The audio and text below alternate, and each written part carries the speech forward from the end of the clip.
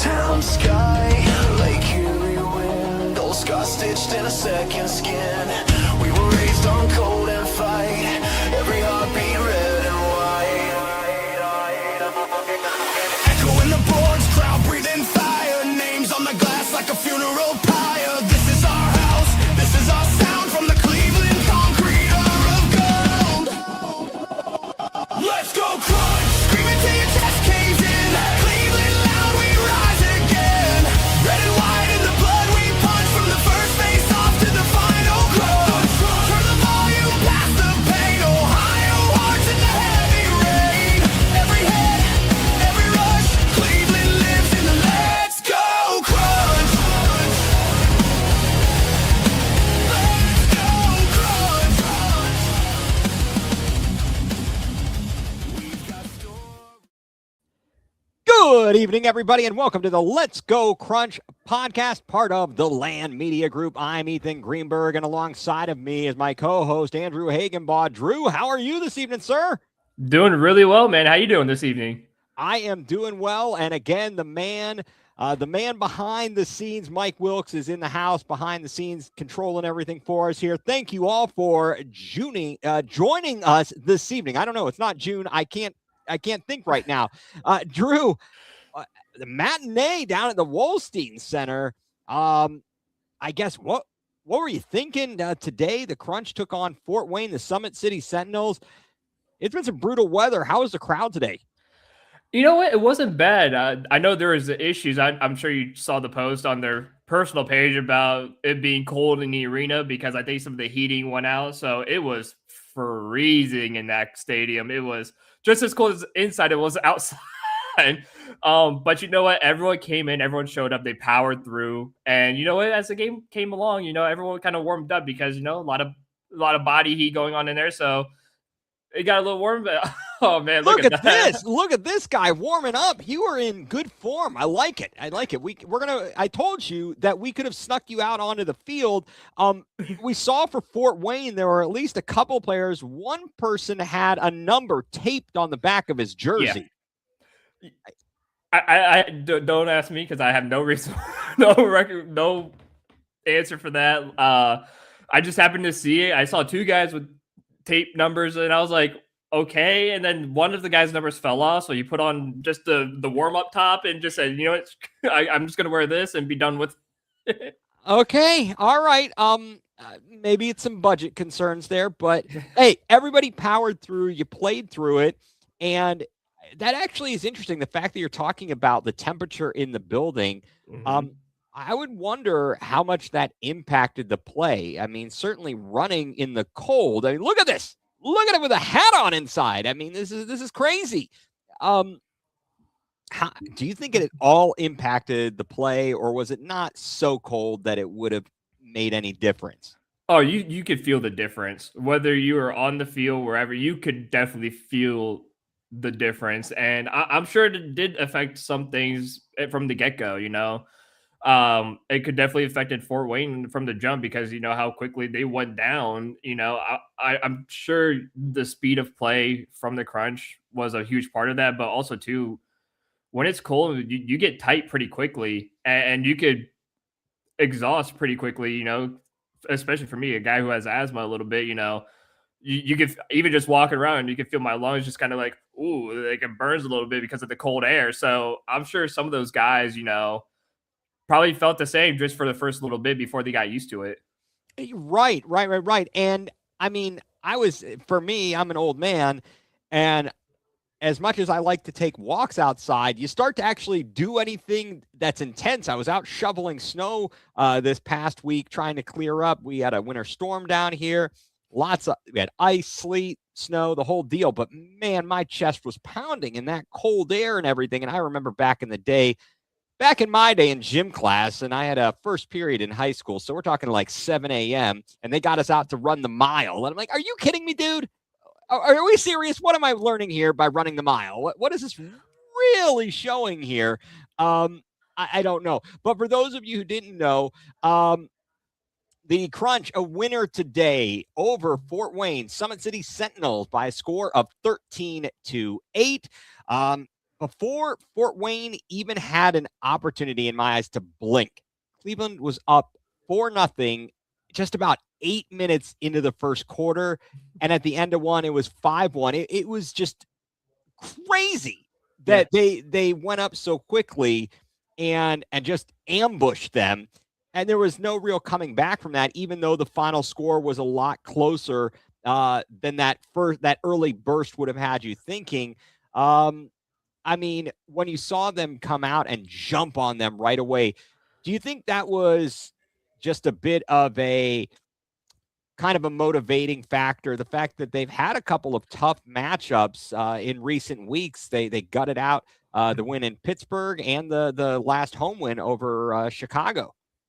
Yeah, absolutely. When you play, a few tough stretches of games, especially when it's like super close, you want to come out firing, you want to come out dominating. And obviously, the crunch showed that they came out lightning speed. I think I saw Mike say it was like 5-0 in the first like 7-8 minutes of the game. So, you know, yeah, I mean, 36 to 20 shot advantage is not close at all. And a lot of that came right from the jump, and that's what they needed. They needed a fast start. A lot of you called up a lot of the young guys who a lot of them were their first games today, for the crunch. A lot of first names. There's McCourt right there, his first game. We'll talk about him in a little bit. But, when you have a bunch of young guys whose first game, you want to get off to a pretty fast start, because again, you're missing Bozak, a couple of the other main starters because they're focused on the next week against Toronto. So it's important that they did this, and I'm sure they're going to look for the same intensity on Saturday. This coming up in Toronto.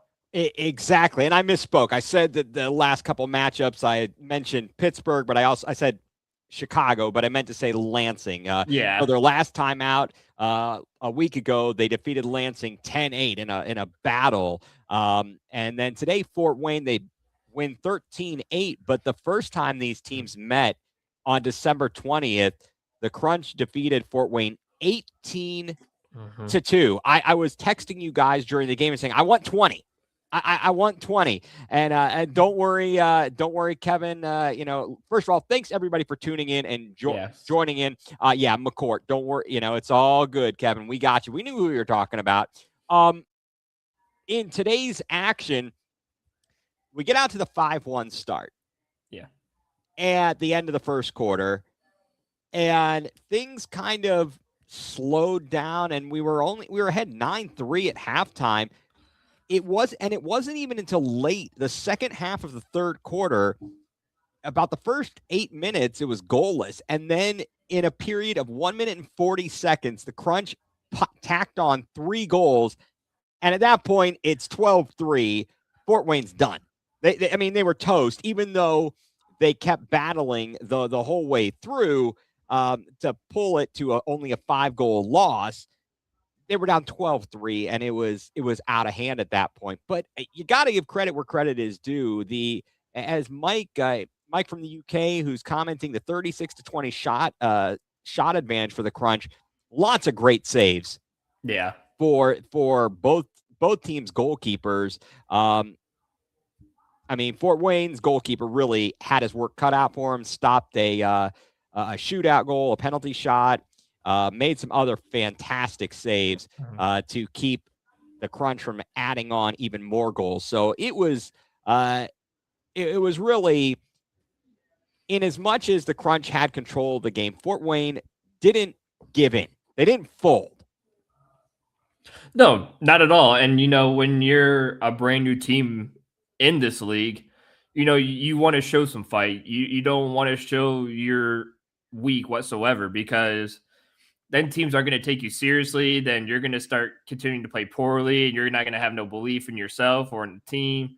So you want to show that you can play in this league. You want to show that you could fight. You show you can take on the best of the best. And so, yeah, it was 13-3 or whatever in the first, like towards the end or whatever. And, that doesn't mean you just drop the towel and just give up, You Yeah, want to keep going. You want to keep showing you want to score some more goals, just to be like, hey, listen, we're gonna make it, 13-8. We're gonna make it seem like it was a close game, and people are gonna have to look at the box score just to see what happened. Exactly, exactly. I mean, Mike, he went through the box score. Yeah. And folks, be sure to check out if you don't follow Mike. If you're watching on YouTube, if you see the screen name from Mike from the UK, he does a lot of work following all the Cleveland sports. He wrote a post game recap of the Cleveland Crunch matchup. Be sure to check out his profile on Twitter and look for his recap of the Crunch game and everything else. I mean, it's just fantastic stuff there. So we really appreciate him. We talked about it. Jamin McCourt, first game, Mhm. he ends up with a hat trick, 3 goals, 2 assists, 5 points. Omar Najar, a goal, 3 assists, 4 points. Piwu, 2 goals, an assist, 3 points.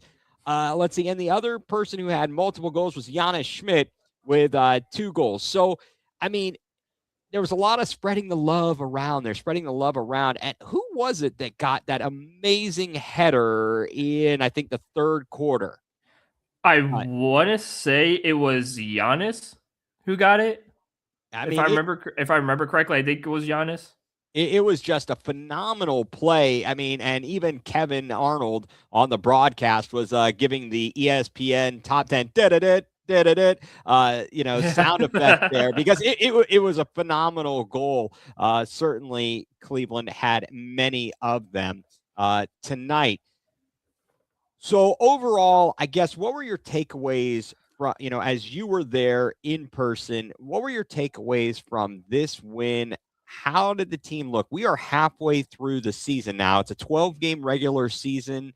And let's Oh, it was McCourt. Okay, I see what his hat trick. Okay, so that makes sense. Yeah. thank you. Thank you. Thank you very much. Yeah. Appreciate I that, knew it was sir. one of the two. I knew it was either Schmidt or McCourt because they were both back-to-back goals.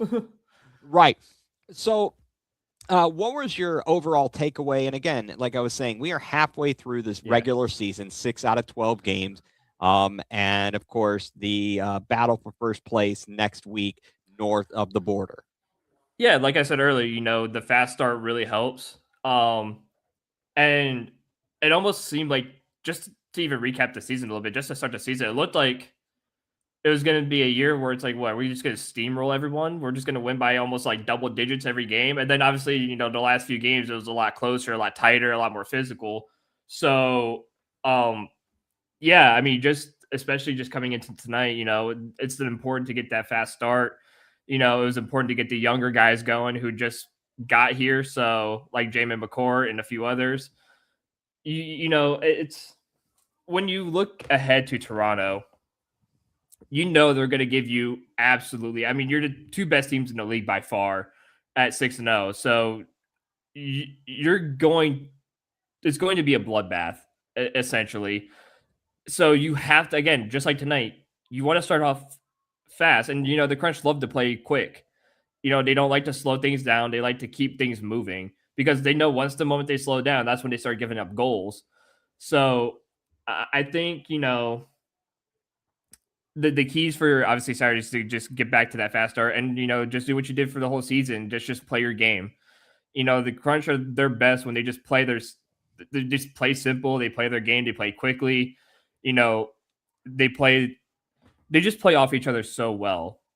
And I think that's the one thing I've seen out of this team that I have a hard time seeing in a lot of the other teams that come to the Wolfstein or I see, when we're watching from home, is that there's just that connection.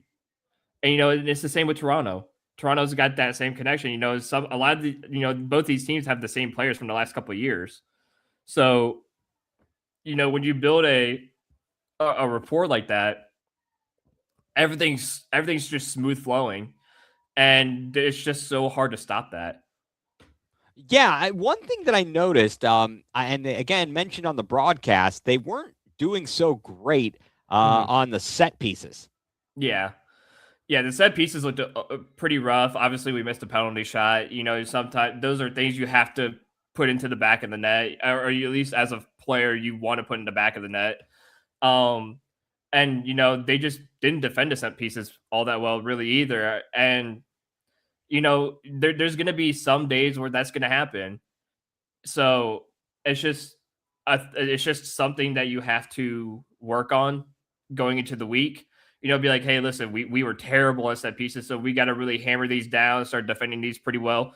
Because if you're Toronto and you're looking at that, like, hey, the last couple of games, these guys weren't really all that good on set pieces. Maybe this is where we get to them. This is where we get our goals and our chances and our opportunities. So you want to make sure you work on that, and you want to be able to defend well. So I think that's going to be very crucial this week for the Crunch, like you said, because that was my biggest takeaway from this was the set pieces were just bad. Yeah, well, the good news is you have room for improvement, and we talked about the penalty shot that got stopped. We didn't have generally our best player out there in Admir Suljevic. Yeah. He went out of the game relatively early. Again, not sure exactly what occurred there. But certainly, hopefully, he's all right. But not having him out there and giving some of these younger players an opportunity. Again, folks, if you've been following along, first of all, today, guys like Ryan Minnick, Aiden Bozak did not play. The Crunch has been without Mikey Derazic since the end of game number 3, when that fracas, I don't know how to pronounce. Hey, look at this. Is this Thomas Nagy? Look at this guy. Look at that, man. we are doing well. We've got the players from the Crunch. Thank you for tuning in. We do appreciate that. Like the photo. It's very nice. So it's one of those things. So again, I was saying Mikey Derazic has not been in the lineup since the third game of the season. That was the Crunch home opener. He was suspended for 4 games. The last of the 4 games is this one coming up in Toronto. Now, normally, from what we've seen, Mario Musa doesn't travel or hasn't traveled this season. So it appears it's going to be Liam McIntosh would be the goalie in line to start for the Crunch. He only played 28 minutes. Ultimately, his night ended after a blue card. He made a challenge outside of the box and received a blue card. And then from that point on, they put in Scott Santa. Is there any concern about, Liam? I mean, he had a pretty good game, but not an amazing one this afternoon. No, I mean, nights like this happen, though. You're going to give up some goals that you shouldn't be giving up. And, there's going to be shots that are going to be hard to save. So I'm not going to sit there and be like, could he have done better? Yeah, sure. There's, like you said earlier, there's always room for improvement for anything or anybody. So, I'm sure there's times where he's kicking himself. But, I do think the challenge where he got the blue card was a little reckless in a sense, but when you're in those last second split decisions, you just have to come out and just make something happen. And, he went for it. And, so those are the breaks sometimes, you can't help it. I mean, I've been there as a player. I'm sure Tomas, who's listening, has been there as a player where sometimes you make the challenge and it's something that you had to do or, just to save a goal or get the ball out. Sure. So, and I'm sure Scott was going to come in at some point anyways. Right. It was a big lead at that point. It's 13-3, whatever. So he was going to come in probably regardless at that point.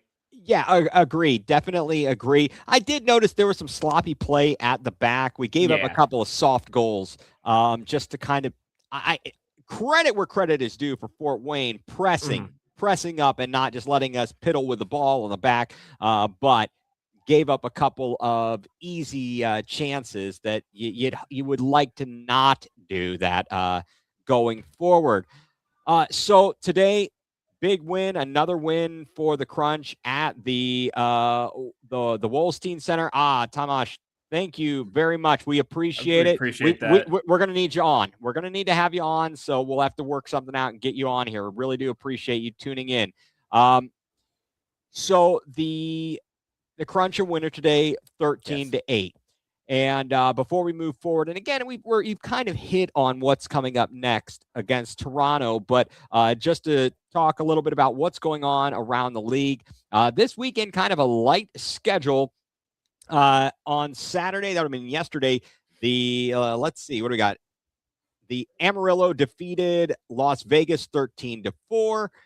Chicago took down Pittsburgh 7-6. And today, besides the crunch in action, Amarillo took down Salt Lake City 14-4.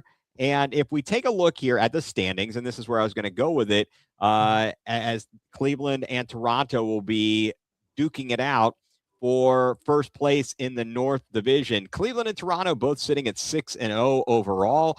Cleveland, though, ahead due to goal differential plus 47, while Toronto a mere plus 28 in goal differential. And out down in the South Division, Orlando is 7-2. Well, actually, 7-2, with both of those being overtime losses, a plus 45 goal differential. Now they played 9 games. Amarillo is 5-0, so they've only played 5, and they're at plus 41. So certainly Amarillo is going to be, one to watch out for in the South Division. But for now, Cleveland and Toronto, a showdown coming up next week north of the border. This is going to be interesting. And right here, as we pivot and to talk about next week's matchup, Mike from the UK is reading our mind here. Toronto might be rusty. And not only that, so he said they haven't played in 3 weeks. They haven't played since January 10th. Drew, we were talking about this a little bit before we came on. Rest versus rust. How much of an advantage or disadvantage is that in this game if you're looking at it from both teams' perspective? Well, for the advantage for Toronto, I mean, all of your guys or a lot of your guys could be healthy. So if you had any nagging injuries, that's great rest time for your players. Time to take a break, chill, relax. Get fit for the game. But on the flip side of that, that could be, the downfall of Toronto, where it's too much time. And obviously, we've seen that in other sports too, where you get to the playoffs and now you're the team with the bye week and you have to wait 2 extra weeks or 3 extra weeks. And next thing you know, it's like, oh God, we can't do anything. And that could very well be the case. And that's the positives for the crunch. Take advantage early. Like I said earlier, take advantage early of, a Toronto team who hasn't played in almost a full month. So you got to be ready to come out, play quickly, get a tiny bit physical in that, those first, I would say 5 or at least 10 minutes or so. And run up the score if you can a little bit. Do what you did tonight. Get, a quick 4-0 lead or so. Like, make them work for, make them panic a little bit. Because if you get up early, they're going to be like, oh, man, that rest was kind of, like, the rest kind of took a toll on us. They're up already a few goals, and we got to get back into it. Otherwise, because guess what's going to happen once you do that? They're going to start hacking. They're going to start fouling. They're going to start getting a little bit aggressive. So that's more upside for you guys, for us, because guess what? Now you're getting penalty shots. You're getting all these set pieces. They're getting blue cards and yellows, and that's power plays and opportunities to run up that score. So this is a game where you have to take off early and fast because they're gonna be feeling the rust a little bit for sure. Yeah, and just to recap, we talked about it earlier, and I was thinking about it, so I was able to use the power of the internet here in front of me. Last season, this was a tight matchup. Cleveland on February the 1st last year at home fell to Toronto 8-7 in a shootout, and then a week later in Toronto, Cleveland won 8-7 in overtime. And so, I mean, that home loss, it broke an 11-game home winning streak for the Crunch last season. I mean, this is going to be a battle. I recall watching it. Oh, look at this. Hey, well, you love DK Metcalf. Well, he's in the wrong. That guy's in Pittsburgh, but I'm glad you're going to the Crunch game.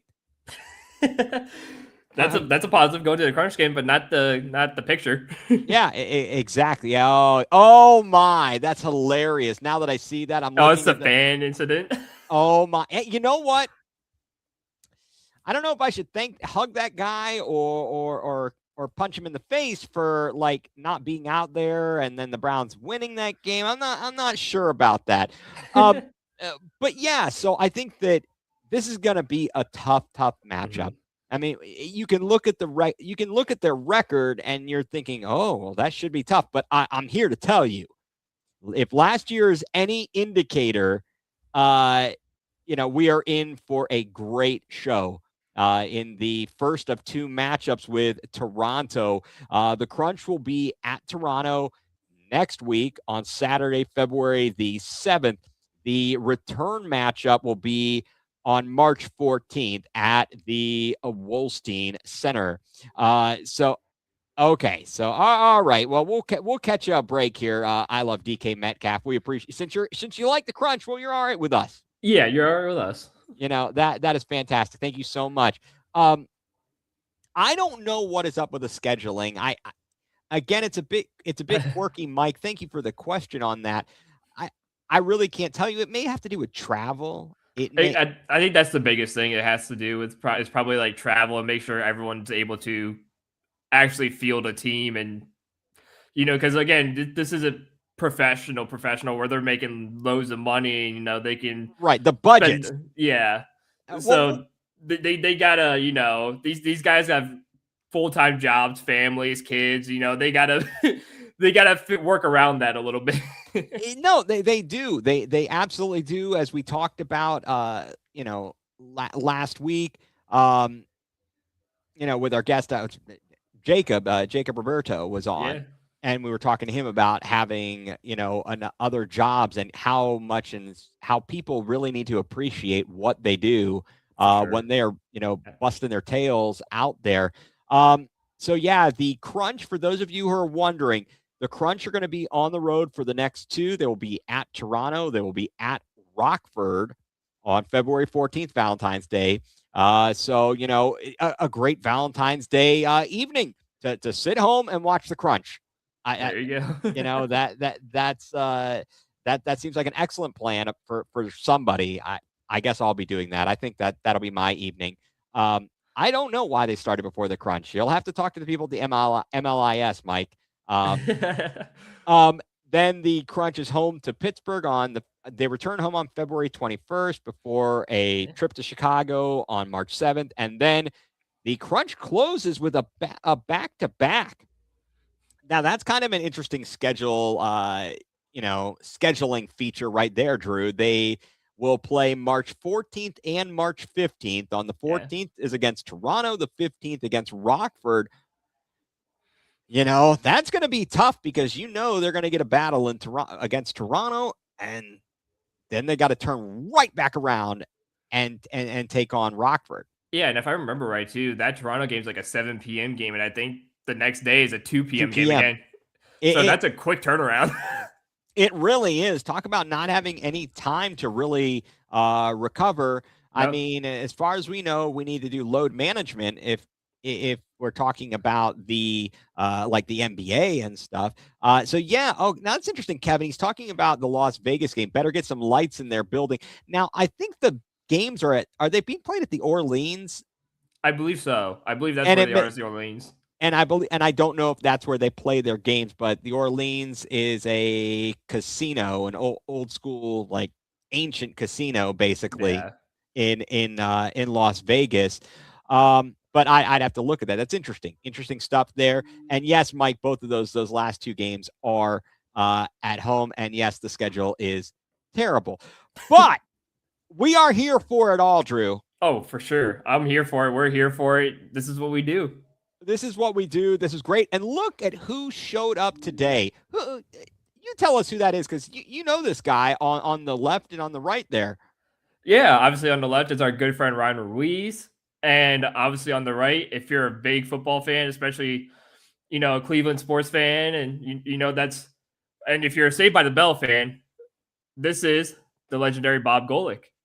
I loved crazy. I worked with him for WNIR 100.1 from like 2018 till I say like 2022.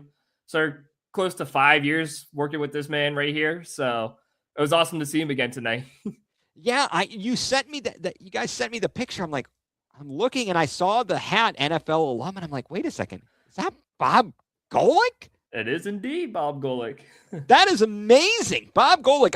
As I said, I don't want to talk to him about football. I want to talk to him about his time on the set in his acting work as the resident assistant for Saved by the Bell, the college years. I bet there are some good stories there. I think we could have a phenomenal show just talking about that.